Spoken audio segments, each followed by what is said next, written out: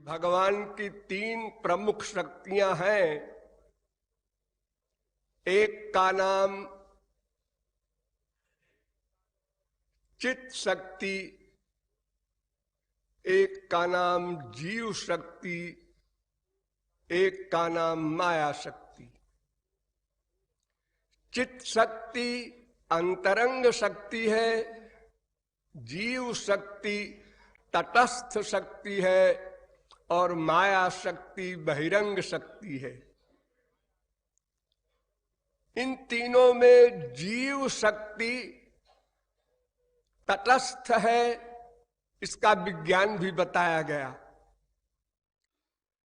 जीव शक्ति स्वरूप शक्ति युक्त ब्रह्म का अंश भी नहीं है और माया विशिष्ट ब्रह्म का अंश भी नहीं है। ये जीव शक्ति विशिष्ट ब्रह्म का अंश है, इसलिए इसको तटस्था कहते हैं। स्वकृत पुरे स्वमी स्वबहिरंतर संवरणम, वेदस्तुति में कहा गया कि ये न बहिरंगा शक्ति इसको हम कहते हैं, कह सकते हैं, न अंतरंगा कह सकते हैं, ये तटस्थ शक्ति है। ये भगवान का अंश कहा जाता है। उस अंश कहने का तात्पर्य ये है कि ये भगवान की शक्ति है, प्रकृति है। एक परा प्रकृति, एक अपरा प्रकृति के नाम से गीता में बताया गया। और भगवान की शक्ति है, ये विष्णु पुराण आदि के द्वारा बताया गया। तो शक्ति होने के कारण इसको हम अंश कहते हैं। अंश का अभिप्राय टुकड़ा न समझिएगा। तो ऐसा एक तत्व है जो इंद्रिय मन बुद्धि से परे है, दिव्य है, चिन्मय है, जो स्थूल शरीर, सूक्ष्म शरीर, कारण शरीर, इंद्रिय मन बुद्धि, इन प्राकृत पदार्थों से, प्राकृत तत्वों से परे है, एकमात्र चित्त स्वरूप है। और भगवान और जीव में इतना ही अंतर है कि भगवान विभू चित्त है, जीव अणुचित्त है। और भी वैसे बहुत से अंतर हैं, किंतु दोनों चित्त हैं, चेतन हैं, इसलिए ये अभिन्न भी कहे जाते हैं। किंतु और बातों में ब्रह्म से जीव में भेद है, इसलिए उसको भिन्न भी कहा जाता है। इसलिए वेदों में, शास्त्रों में, पुराणों में भिन्ना भिन्न दोनों सिद्धांत परिलक्षित देखे जाते हैं। अस्तु, अब आगे चलिए। ये जीव तत्व भगवान की शक्ति है, भगवान का अंश है। और कुछ भी है क्या? हाँ, एक चीज और है जो बड़ी इंपॉर्टेंट है समझने की। जीवेर स्वरूप है कृष्णेर नित्य दास। गौरांग महाप्रभु ने कहा, सनातन गोस्वामी के प्रश्न का उत्तर दिया कि जीव का स्वरूप है श्री कृष्ण का नित्य दास। सनातन गोस्वामी ने सबसे पहला प्रश्न किया था गौरांग महाप्रभु से, के आमी, मैं कौन हूं? जब तक मैं अपने आप को नहीं जानूंगा तब तक और ज्ञान कैसे कर पाऊंगा? तो उसका उत्तर दिया था बड़े संक्षेप में, जीवेरो स्वरूप है कृष्णेर नित्य दास। जीव का स्वरूप बड़ा सीधा साधा है कि ये श्री कृष्ण का दास है, और दास है तो नित्य दास है, ये विशेषता है। पहले भी था, आज भी है, आगे भी होगा, ऐसा दास है। लोके नहीं सविद्येत यो न राम मनुव्रतः। वाल्मीकि रामायण में चैलेंज किया वाल्मीकि ने कि विश्व में ऐसा कोई व्यक्ति हो ही नहीं सकता जो रामदास न हो, क्योंकि नित्य दास है वो। जब नित्य दास है तो ये प्रश्न नहीं आ सकता है एक दिन दास बना या एक दिन दास बनेगा, ऐसा नहीं, ऑलरेडी है।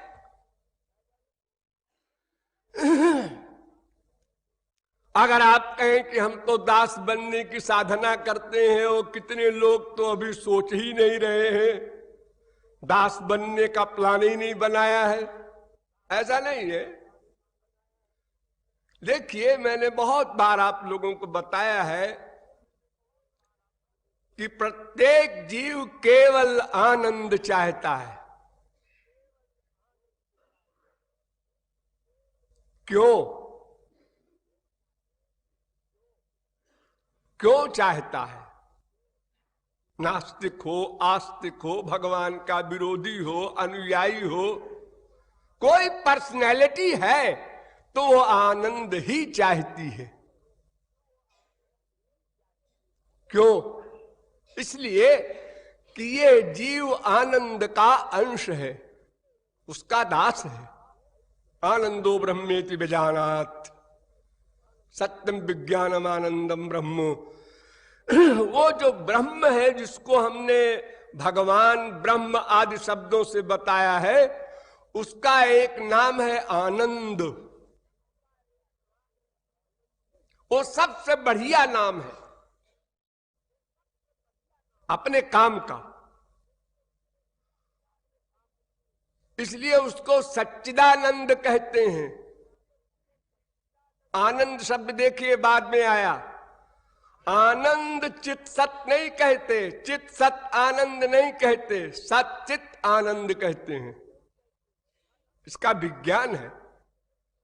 सत चित आनंद, सत में प्रमुख सत, चित में सत भी अंडरस्टूड है और चित तो है ही है, और आनंद में सत चित दोनों अंतर्निहित हैं।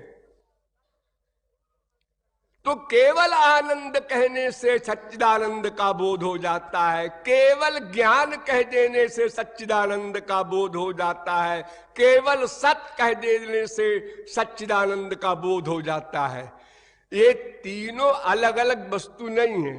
सत में चित, सत में आनंद, चित में सत, चित में आनंद, आनंद में सत, आनंद में चित, ये सच्चित आनंद है। किंतु प्रमुख निष्कर्ष, निचोड़, सार आनंद है। सत से क्या करते हैं भगवान? सत शक्ति से भगवान अपनी रक्षा करते हैं। अपनी रक्षा, हां, नित्य एक रस रहते हैं, कोई भय नहीं, कोई गड़बड़ी नहीं। और चित्त से भगवान सदा सर्वज्ञ रहते हैं और आनंद से सदा आनंद में रहते हैं। ये तीन बातें तो भगवान की पर्सनल है। इसके अलावा सत शक्ति से भगवान सबकी रक्षा करते हैं। चित शक्ति से भगवान अपने शरणागत को पूर्ण ज्ञान देते हैं और आनंद शक्ति से अपने भक्तों को परमानंद देते हैं। यानी स्वयं भी जो जो सामान लेते हैं वही वही सामान इस नगण्य जीव को भी देते हैं। ठीक वही सामान, ऐसा नहीं कि थोड़ा सा तू भी ले ले, तू छोटा सा बच्चा है छोटा सामान ले ले, नहीं, वही आनंद, वही ज्ञान, वही सत्ता जो उसके पास है पूरी की पूरी दे देता है और सदा के लिए दे देता है। बहकाता नहीं कि इस जन्म में तुम आनंद में रहोगे बेटा, जाओ, तो अगले जन्म में अगले जन्म में, उसके अगले जन्म में सदा के लिए दे दिया। और अपना परिकर बना लिया, अपने लोक में बुला लिया जहां माया का प्रवेश नहीं हो सकता। तो ये जीव भगवान का नित्य दास है, क्योंकि आनंद का दास है, और आनंद नाम का वही तत्व है जिसकी ये शक्ति है, जिसका ये अंश है। बड़ी सीधी सी बात है।